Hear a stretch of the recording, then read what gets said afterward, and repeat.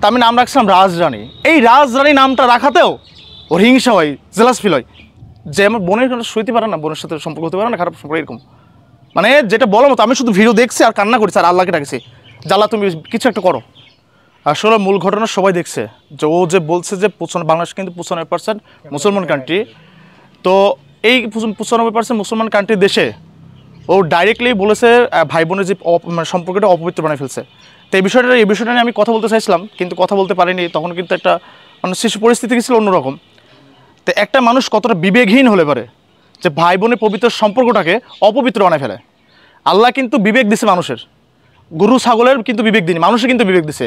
তা আমার মনে হয় না বিথির হচ্ছে বিবেক আছে, একদম বিবেকহীন, একদম নিষ্কৃষ্ট হয়ে গেছে মানুষ হিসেবে। সে মানুষ নাই। যদি মানুষ থাকতো তাহলে ভাই বোনের সম্পর্কটা, পবিত্র সম্পর্কটা অপবিত্র বানাতে পারতো না আমার মনে হয়। সে মানে লোভে কোনো কিছুতে পড়ে সে নিষ্কৃষ্ট হয়ে গেছে, তার মধ্যে কোনো মানুষত্ব বোধ বলতে কোনো জ্ঞান নাই। আর আমরা হাদিসে জানি এটা যে ভাই বোনের সম্পর্কটা এমন একটা সম্পর্ক, যখন ভাই বোন দুনিয়ার উপরে এই দুনিয়ার পেছনে কথা বলে, তখন কিন্তু আল্লাহ বলে যে ফেরেশতাদের বলে সময়টাকে থামিয়ে দাও, তারা কথা বলুক। এই এত বড় একটা পবিত্র সম্পর্কটাকে সে নষ্ট করে দিচ্ছে, ভাই বোনের সম্পর্কটা। আমার বোন, ওর এই একটা কথা কেন, আমার বোন আমার ভাই, এই ভাই সম্পর্কে আমি যে ভাই ওই ফোনে কথা বলতে লজ্জা পাই। আমার বোন আমার বাড়িতে আসতে পারে না শুধু ওর কারণে, মানে এতটা নিষ্কৃষ্ট হয়ে গেছে এই একটা কথার কারণে। আমার ভাই বোনের সম্পর্কে যে ছিল সেটা মানে একদম ফাটল ধরে গেছে। আমি আমার বোনের কাহিনী বলি। আমি যখন ক্লাস 3-তে পড়ি তখন আমার বোন হয় ছোট্ট। তা আমি দুই ভাইয়ের যেহেতু একটা বোন, তে যেহেতু ক্লাস 3-তে পড়ি আমি, তো অনেক শখের একটা বোন ছিল আমার যে বোন। তো রাজরানীকে ডাকতাম আমি ছোটোবেলায়। যখন আমার বাবা টিফিনের টাকা হোক, যে কোনো টাকা হোক যখন দিত, আমি ওই টাকাগুলো গোছাই আমার বোনের জন্য খাবার টাবার খেলনাপাতি নিয়ে আসতাম। এই যে ক্লাস 3 থেকে তখন মানে মেবি হচ্ছে 2005-6 সালে এরকম হবে। তখন থেকে আজকে 20 বছর ধরে আমার বোনটারে কিন্তু আমি বুকের মধ্যে আগলে রাখছি, আজ পর্যন্ত কিন্তু আমার বোনের ছাড়িনি।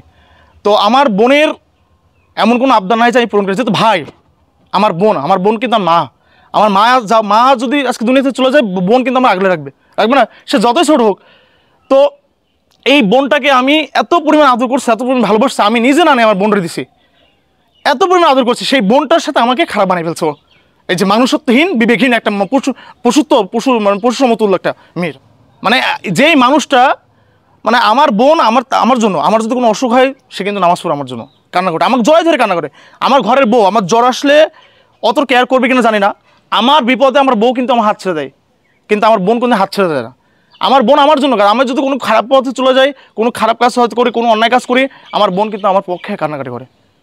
আমার বোন বিথির পক্ষে আমাকে বোঝাইছে যে ভাই শান্ত হ, কোনো ঝগড়া বাসারি করিস না, তো ভাবি হয় সংসার কর, একসাথে কর। সেই বোনেরে ও ননত্ব হয়, সেই বোনেরে খারাপ বানা ফেলছে। এই যে আরেকটা কথা আমি বলি, ড্রেস কেনা করতে, সে বলছে একটা ড্রেস কেনা। বিয়ের পরে ভাই আমার বোনকে আর ড্রেস দিতে পারিনি। একটা ড্রেসের জন্য শুক্রবার দিন, পবিত্র জুম্মার দিনকে একটা দাওয়াত ছিল, সে দাওয়াত খেতে যাবো, আমাদের ওই গোষ্ঠী সবার সাথে ছিলাম। তো দাওয়াত খেতে সবাই রেডি হয়ে গেছে। আমি বলেছে বোনের একটা ড্রেসটা ড্রেসটা যদি পরে আসে বোনকে দেবে না। ওই দিন প্রচণ্ড গ্যামজাম হয়, হাই লেভেলে গ্যামজাম হয়। তারপরে সেদিনকে নিজে রিয়েলাইজ করলাম যে আমার বোনের জন্য কেন সংসার শান্তি করবো। বোন তো বোনই, আমার বোনের সাইড করলাম। আমি 1.5-2 বছর বোনের সাথে কথা বলেছিলাম না। এমনকি আমার বোনের বাচ্চা যে হয়েছিল ডেলিভারিতে, সে আমি বলছিলাম যে আমি ঢাকাতে যাবো, আমার বোনের বাচ্চা হচ্ছে। জীবনে সব পাশে থাকলো আমার বোনের, সব কিছুতে পাশে থাকার পর আজকে বোনের বাচ্চা হচ্ছে। সে বোনের বাচ্চা হতে আমি থাকতে পারিনি। আমি যাই, তুই কেন যাবি, তুই যদি যাস তোর সম্পর্ক নাই আমার। ঠিক এইভাবে আমাকে থামায় রাখছিল।